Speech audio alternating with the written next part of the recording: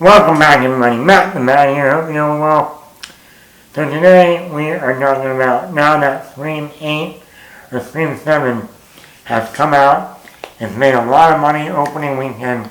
It's made over 97 million worldwide on a $45 million budget. So it already, and normally with the budget and then you add marketing, it's normally double. So even at around 80 to 85 million with the budget and the marketing combined, the movie still has made over both of those at 97 million. And it's only the first weekend. So already this movie, Scream 7, is profitable. And we'll see how it does the next couple of weeks.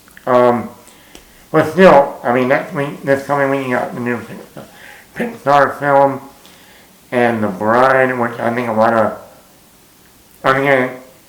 I can see a lot of you are going to see The Bride, Frankenstein, rated R, kind of in the horror genre, where Scream 7 is in the horror genre, rated R. So there might be a little bit of, but I still think Scream 7 could still come up at least number 2 behind Pixar's Hot Ones. But anyway, that's not what we're here for. The movie has made money. The studio, Paramount, is going to move forward with Scream 8. They'd be stupid not to, when this is now the highest grossing opening weekend for any Scream movie. Now let's talk. What could they do with Scream 8? I think at a certain point the formula needs to start changing.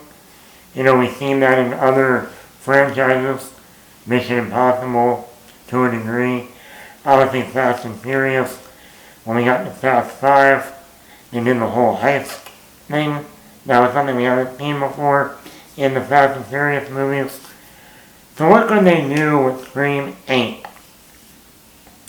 I have 2 ideas. 2.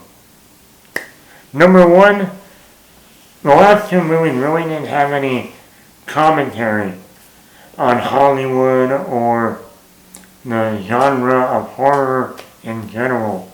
But one of the things we have been noticing a lot in movies, whether it's sci-fi, whether it's comic book, whether it's horror, is the term retcon, where they decide to make a movie, a story, that completely negates certain movies that have already come out in that franchise, and maybe do a true sequel to the first movie, maybe a true sequel to the first 2 movies, maybe a true sequel, or maybe just completely wiping away a whole entire section of a movie and changing it in that way. Whether it's Terminator Dark Fate, which was a true sequel after Terminator 2 Judgment Day, where 3, 4, 5, and that didn't matter, didn't exist. Whether it's Halloween 2018, completely negated all the other Halloween movies up until the original Halloween.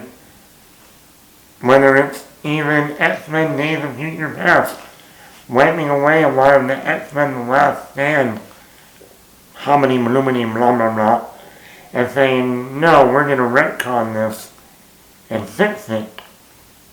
And at one point they were going to make Alien 5 in the Alien franchise that was going to be directed by Neil Blomkamp, and that was going to take place after Aliens.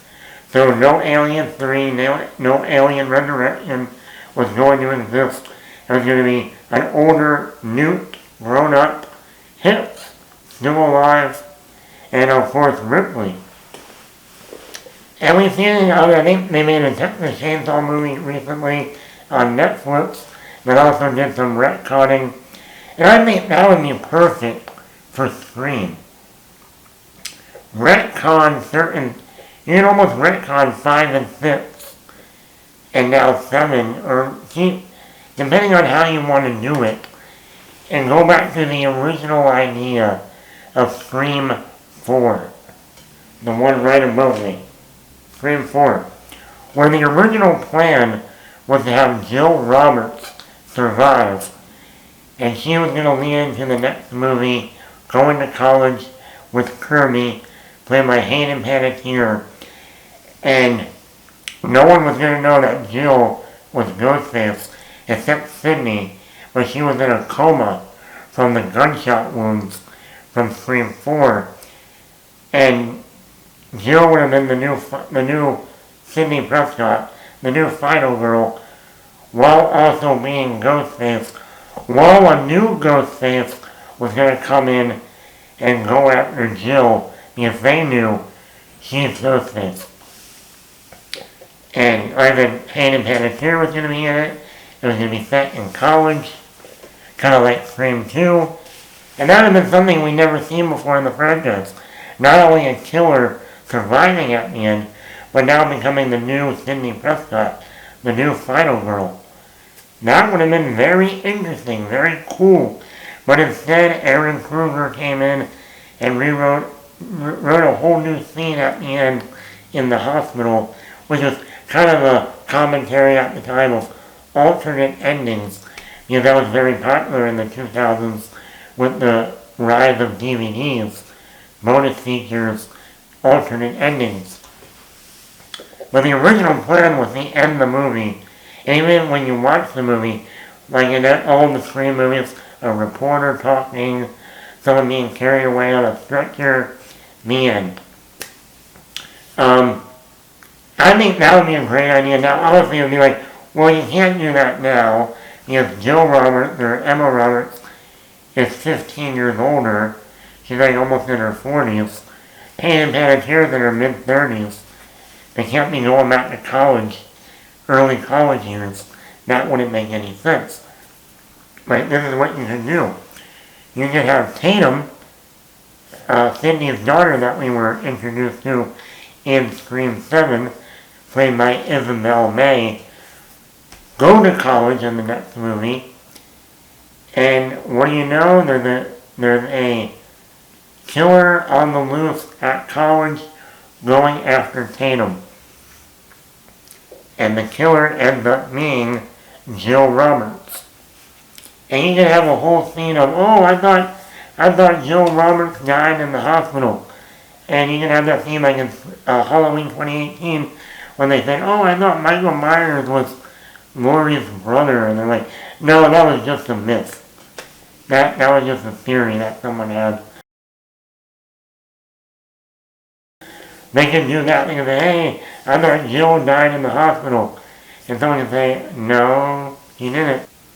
And have Sydney not remember that her cousin, or her niece, is Ghostface and is still out there. I mean, they could do something like that. Also bring in Hayden Panettiere as the detective on the case. Maybe she's a cop at one of the colleges. I don't know, I was thinking that would be something they could do. I mean, like I would love for them to go back and just retcon the ending of Scream 4 and give us that true sequel. That was planned. But like I said, it's been 15 years. Now, they did this like in 2019, about 7 to 8 years after 4, that would have been doable. So that's one option. You know, maybe kind of do a little bit of a retcon. But yeah, I think the commentary on retconning would be something we haven't seen talked about in a Scream movie. And you can retcon 4, you can even go back and retcon 3 with, the stepbrother, Roman Bridgers. I mean, but I think retconning could be an interesting idea to tackle that is still relevant, that movies are still doing today, whether it's horror, sci-fi, comic book movies. Matt, stay tuned for the next video for another idea for Scream 8. Hit that subscribe button.